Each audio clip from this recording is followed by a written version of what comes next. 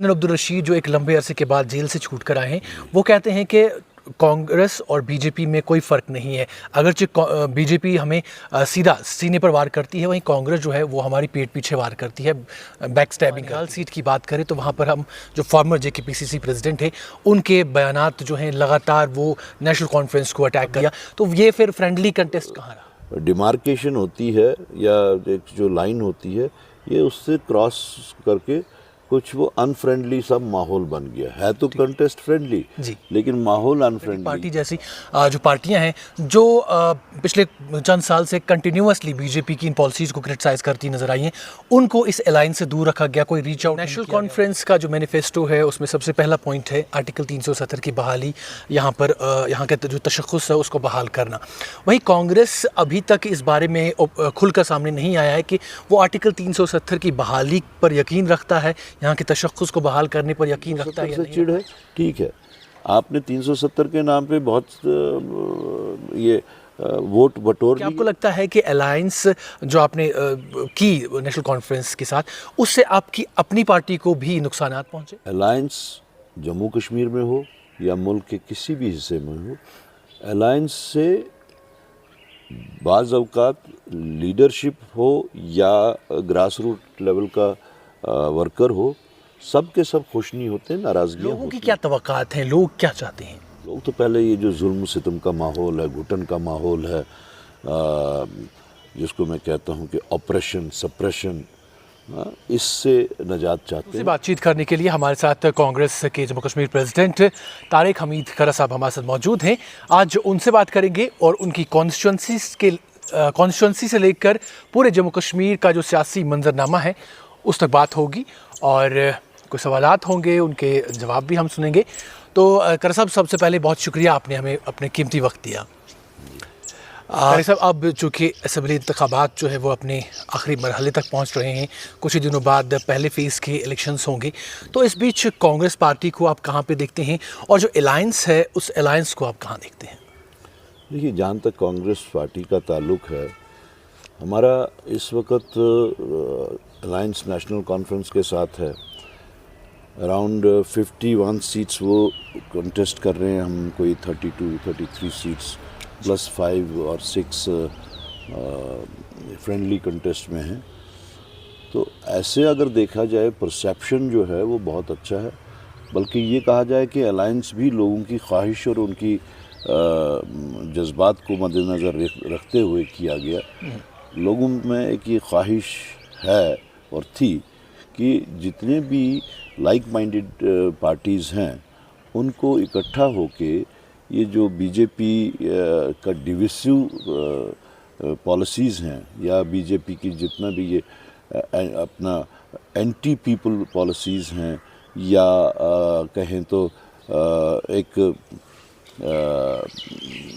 बिल्कुल religious Planck को लेके जो इलेक्शंस लड़े जाते हैं, उसके ख़िलाफ़ हमने इकट्ठा होना चाहिए और कम्युनल फोर्सेस को और इन सारे डिविसिव फोर्सेस को हमें ये अपने सेक्रेटेरिएट के गलियारों से, पावर कॉरिडोर से बाहर रखना चाहिए। तो ये एक अलायंस जो है कोई नॉर्मल अलायंस नहीं है, या ये इलेक्शन भी कोई नॉर्मल इलेक्शन नहीं है।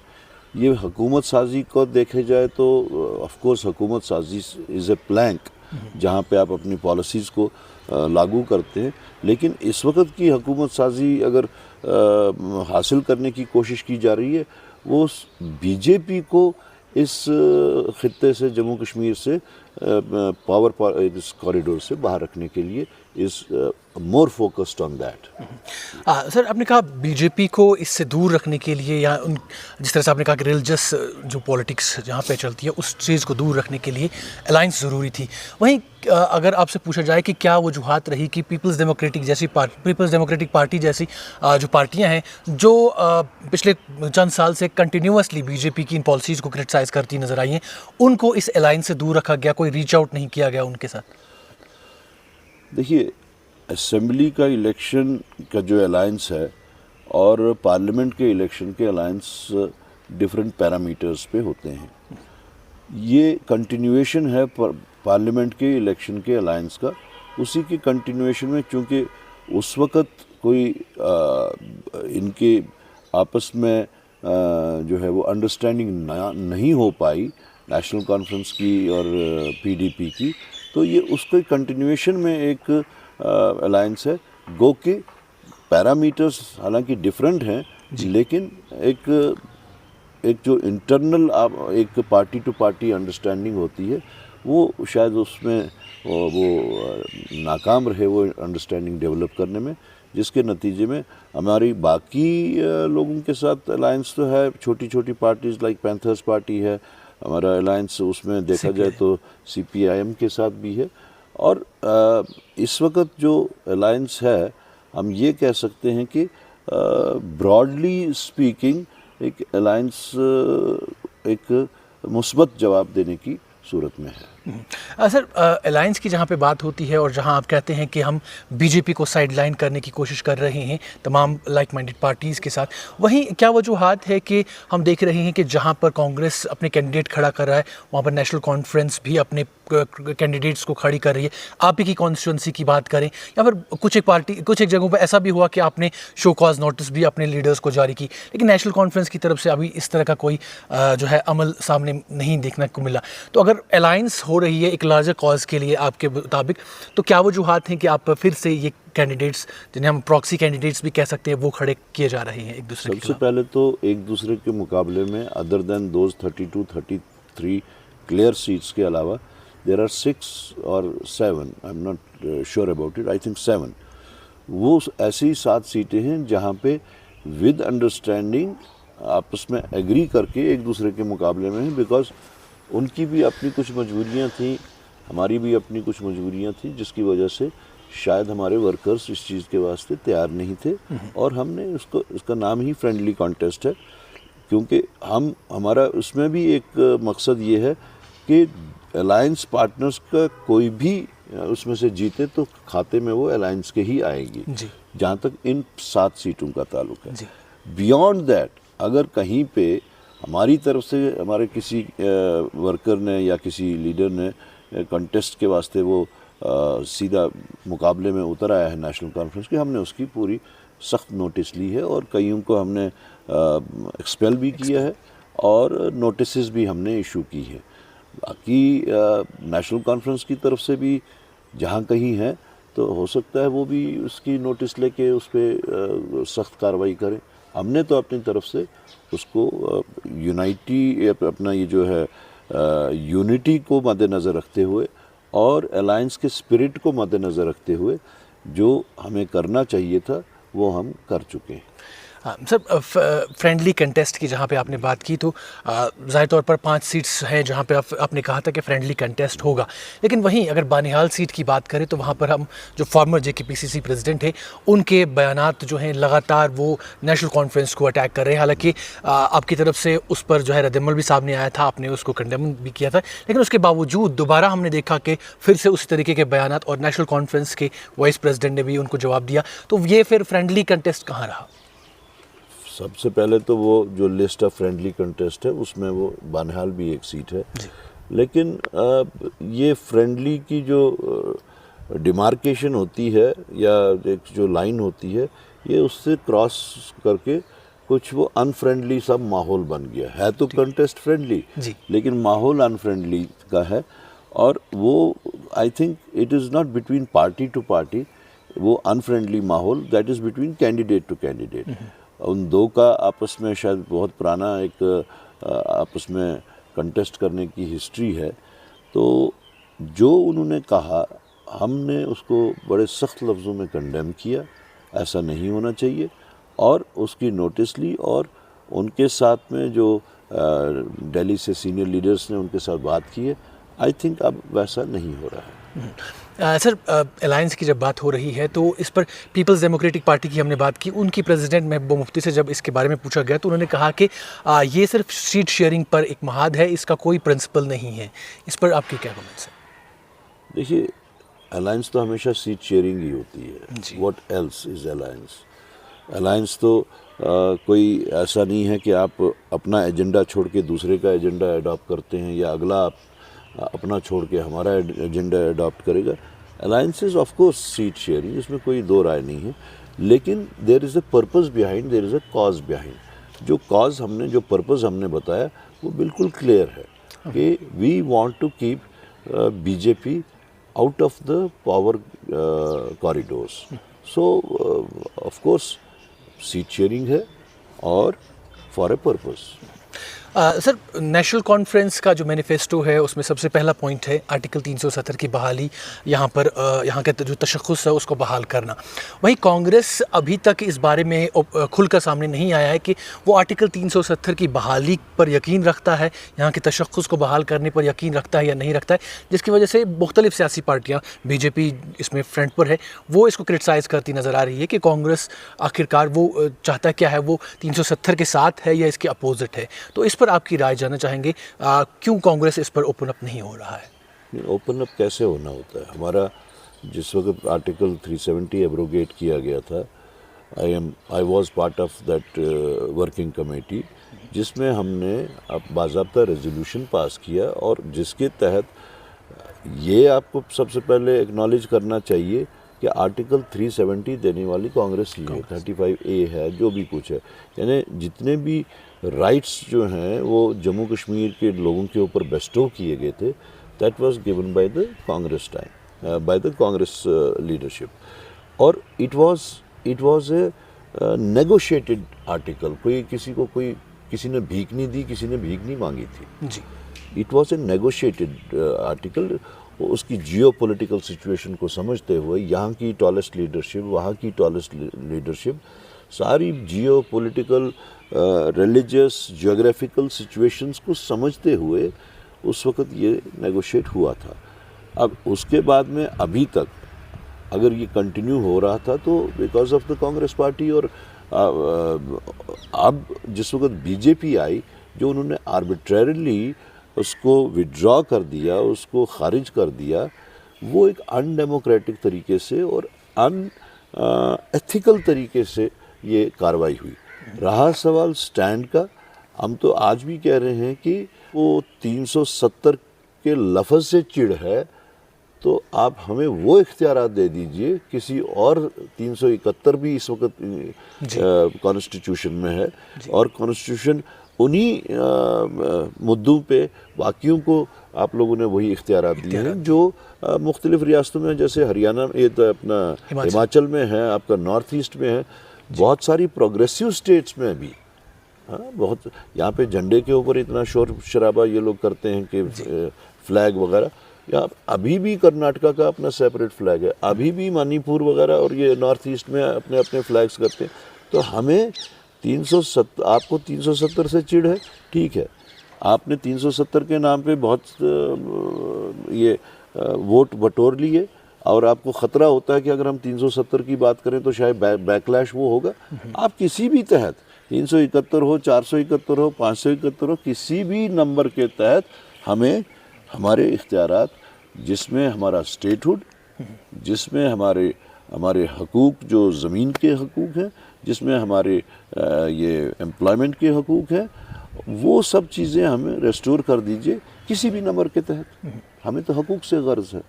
तो इसमें सिर्फ 370 को लेके हम जिस वक्त बात करते हैं, अगलों को वही चीज़ चिढ़ाती है, तो हम कहते हैं हमें इख्तियारात दीजिए कि जो भी नंबर हो। सर, आपने कहा कि सारी पार्टियां या बिलखुसूस कांग्रेस जो है उनका मेन मोटिव ये है कि बीजेपी को यहाँ से दूर रखा जाए। वहीं इंजीनियर अब्दुल रशीद जो एक लंबे अरसे के बाद जेल से छूट कर आए हैं, वो कहते हैं कि कांग्रेस और बीजेपी में कोई फ़र्क नहीं है, अगरचे बीजेपी हमें सीधा सीने पर वार करती है, वहीं कांग्रेस जो है वो हमारी पेट पीछे वार करती है, बैक स्टैबिंग करती है। तो इस पर आपके क्या कमेंट्स हैं? देखिए, मैं किसी के कमेंट पे काउंटर कमेंट नहीं करूँगा, क्योंकि मैं जिस वक्त मैंने यहाँ का कारोबार संभाला कांग्रेस प्रेसिडेंट की हैसियत से, तो मेरी एक चीज़ जो हमने अपने साथियों से बात की कि हमें नोट ऑफ पॉजिटिविटी पे आगे चलना है, हमें कहीं पे किसी नेगेटिविटी में फंसने की ज़रूरत नहीं है। कौन क्या कह रहा है, किसको किन हालात में छोड़ा गया और वो अपने छूटने के बारे में क्या दलाइल दे रहे हैं, we don't have to get into that. We are on a note of positivity और उसी के तहत हम आगे चल रहे हैं। सर, अलायंस के बारे में जब हम बात करते हैं, हमने ये भी देखा कि जब ये अलायंस हुई तो बहुत सारे ऐसे आपके जो लीडर्स हैं वो इससे नाराज़ थे और हमने मुख्तलिफ़ जगहों पर देखा कि वो ये कहते नज़र आए कि ऐसा नहीं होना चाहिए, क्योंकि उन्होंने पिछले कई सालों से कंटिन्यूसली अपनी अपनी कॉन्स्टिट्यूंसीज़ में काम किया है और अब अलायंस जो शेयरिंग का मुहाद हुआ उसमें उनका कैरियर जो है वो दाव पर है। कुछ एक लोगों को आपने एक्सपेल भी कर दिया जब उन्होंने एंटी पार्टी एक्टिविटीज़ की, और कुछ एक लोग जो है वो छोड़कर चले भी गए। तो क्या आपको लगता है कि अलायंस जो आपने की नेशनल कॉन्फ्रेंस के साथ, उससे आपकी अपनी पार्टी को भी नुकसानात पहुँचे? क्या ये बात सिर्फ कांग्रेस के ऊपर लागू होती है? क्या नेशनल कॉन्फ्रेंस पे लागू नहीं होती? देखिए, अलायंस जम्मू कश्मीर में हो या मुल्क के किसी भी हिस्से में हो, अलायंस से बाज़ अवकात लीडरशिप हो या ग्रास रूट लेवल का वर्कर हो, सब के सब खुश नहीं होते, नाराज़गियाँ होती हैं, क्योंकि उन्होंने बहुत टाइम तक उस एरिया में मेहनत की होती है।